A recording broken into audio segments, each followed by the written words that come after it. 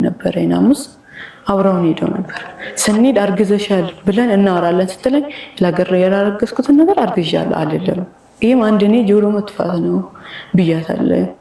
አንቺ ማት ሆነ እኔ እቺ ፖሊስ ጣቢያ አርግዛለች ብዬ ከሳለሁ ያለች ከሰሺ እኔ ግን አልከሰውም ያላረገዝኩትን አርግዣለሁ ሐኪም ቤት ራሱ ሄዶ ላንቺ ስል ነው ብያታለሁ። በሳቱ አንቺ አምነሽ እንድትለቀኝ በጤንነት ነው።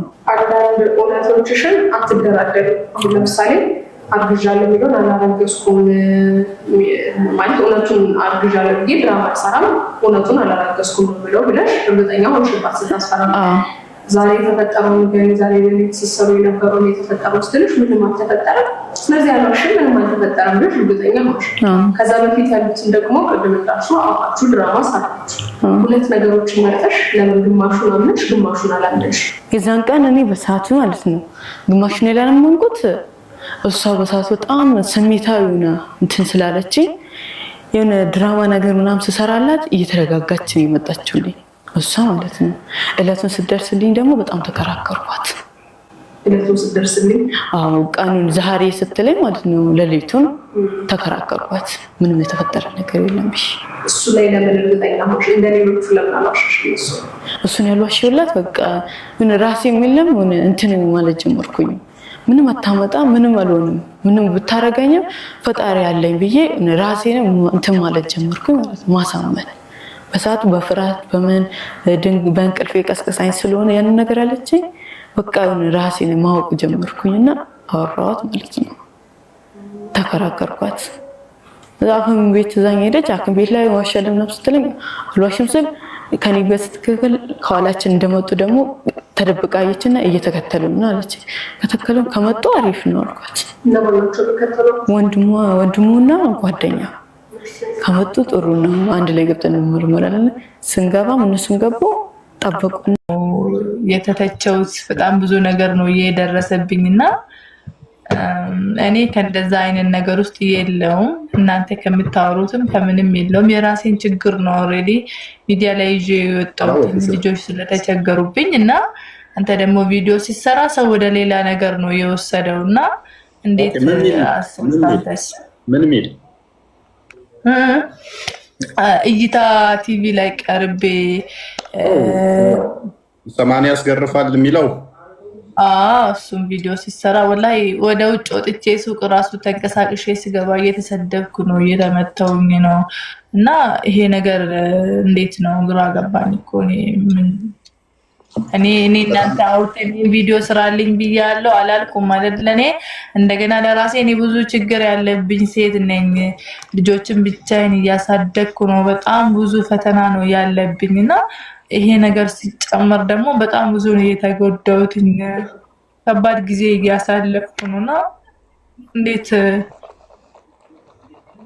በጣም ይቅርታ ቪዲዮን ላለመስራት በጣም እንትን ብዬ ነበረ። በመጀመሪያ አይቼው ላለመስራት በጣም እንትን ብዬ ነበረ። መጀመሪያ ገና እንደመጣ እንትን ብዬው አይቼው አልሰራም ብዬ ነበረ። ከዛ የሰራሁት መች መሰለሽ ሼኩ ፈተዋ ተጠየቁ። ባሌ ዘሙቶ ያስኩት ሲዘሙት ብላ አለች። ሜቢ ቪዲዮ መክፈት ትችላለህ ብሩክ አስደምጣቸው ሼኩ ሲሉ ከዛ ሰው ግራ ሲጋብ አስቀድሞ ያንቺን አይቼው አዝኛለሁ። በጣም ይቅርታ ሶሪ። አሁንም ቪዲዮውን ማጠፋዋለሁ ላንቺ ስል በጣም ይቅርታ አወራሻለሁ። ሜቢ ይቅርታ ከዚህ በላይ ማድረግ ካለብኝ ማድረግ ያለብኝ እንትን እላለሁ። በጣም ይቅርታ። ግን ምንድነው አስተምሮቱ አንቺን ያስገርፍሻል። ሼክ የሚያርሙኛል እዚህ አሉ። አንድ ሰው ባልና ሚስት መርፌና ክር ሲሆኑ እስካላየ ድረስ ዘሙተዋል ማለት አይችልም። ዘሙተዋል ማለት አይችልም ካለ 80 ይገረፋል። አልጋ ውስጥ ገብተው ቢያይ እንቅስቃሴ እያደረጉ ቢያይ ራቁታቸው ሆነው ቢያይ 4 እስካልሆኑ ድረስ 4ቱ መርፌና ክር ሆነው እስካላዩ ድረስ አይቻልም። እንደዛ መመስከር ማለት ነው። አንቺ አሁን የአንቺ አንደኛ ተቀባይነት የለውም። ሴት እንደሆንሽ ወንዶች ነው የሚፈለጉት። 4 በዝሙት ላይ 4 ወንዶች ናቸው የሚጠየቀው። ማን ነው? ወንዱ ነው የሚጠየቀው። የወንዱ ተቀባይ ነው። 4 ምስክር ማምጣት ስላለበት ማለት ነው። አንደኛ ሰራተኛ ነው። ሰራተኛን ደግሞ እንደ ባሪያ ተቆጠረች ይቻላል። ባልየው መገናኘት ይችላል። ሱራ 7:30 ላይ ስለሚፈቀድ ማለት ነው። ባሪያዎችን በእጆቻችሁ ያልያዛችኋቸው ከሚስቶቻችሁ በተጨማሪ 2 ይሁን 1000 ይሁን ቢሊየንም ባሪያን መገናኘት ይፈቀድለታል። ቁርአኑ ይፈቅደዋል፣ አዲሱ ይፈቅደዋል። ይሄ ኢጅማ ሰሂህ ነው፣ የተፈቀደ ነው። አንድ እሱንም እያወቁ ትቼው ነበረ፣ ግን ሼኩ ሲናገሩ ፈትዋ ሲሰጡ አላስቻለኝም። ለአንቺ በዛ ደርቤ ዛንም አስተምሮቱ እንደዛ እንደሆነ ያንን አነሳሁት። በጣም ይቅርታ፣ በጣም ለሆነው ለተፈጠረው አለው። አንተ እኮ በማስረጃ ነው ይሄን ነገር ያደረግከው፣ ግን እኔ ለራሴ ብዙ ችግር ነው ያለብኝ። እዚህ ጋር ደግሞ ይሄ ነገር ሲጨመርበት አልቻልኩም። ወላሂ ለምን በቃ በሌላ ነገራችን ላይ ልጃት እኔ እፎይ አጠገቤ ስላለ ሳይሆን ብሎኝ ነበረ። ጌታ በሚያውቀው እግዚአብሔር ነው የልብን የሚያውቀው እና ልክ ቪዲዮ ብሮድካስት ላይ እንደተለቀቀ መጀመሪያ ቪዲዮ ሊታየው ሲል አሳዘነችን። ያልሰራባትም ማለት ቃል በቃል ጌታ ምስክሬ እግዚአብሔር እንደዛ ነበር። ብሰራባት ሌላ ህመም ይሆናል ብዬ አልሰራም ብዬ ብዙ ጊዜ ፖድካስት ላይ የሚመጡትን ሳያውቁ ባሌ ደረበብኝ፣ ሌላ ገባ፣ 2 አገባ ሳይነግረኝ እንዲህ ብለው ይመጣሉ። እንዳስተምሮቱ እስከ 4 ድረስ ሚስትየውን ማስፈቀድ አይጠበቅበትም።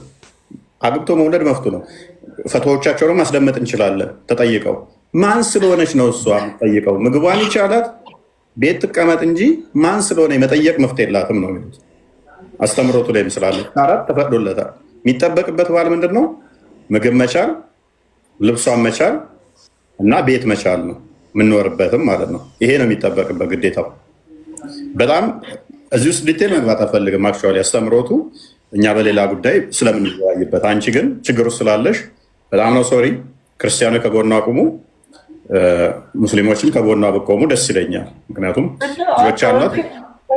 ሪፖርት እየተደረገብኝ ሊዘጋ ነው እና እኔ ደግሞ ያንን ሚዲያ ላይ ይዤ የወጣሁት ፈልጌ አይደለም። ገባክ? ቸግሮኝ ነው። ከልጆች ጋር ባዶ ቤት ውስጥ ተጥዬ ነው ያንን ያደረኩት። እንደገና ደግሞ ሌላ ፖለቲካ መጣብኝ። የእንቅርት ላይ ጆሮ ድግፍ በሚባለው ማለት ነው። በጣም ሶሪ። አወራሻለሁኝ በውስጥም ክርስቲያኖች የምታውቋት በተለይም አቅራቢያ ያላችሁ ለእሷ ሳይሆን ልጆቿ የሚያስፈልጋቸው ነገር ይኖራል። በሞራልም ሰፖርት አርጓት፣ ከጎኗ ሁኑ። ሙስሊሞችም ይሄ ሃይማኖት ብቻ ሳይሆን ማንኛችንም የመከዳት ስሜት ከባድ ነው።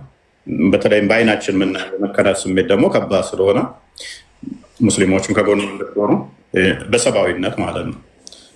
ሰሞኑን የሆነ ቪዲዮ ሰርተክብኝ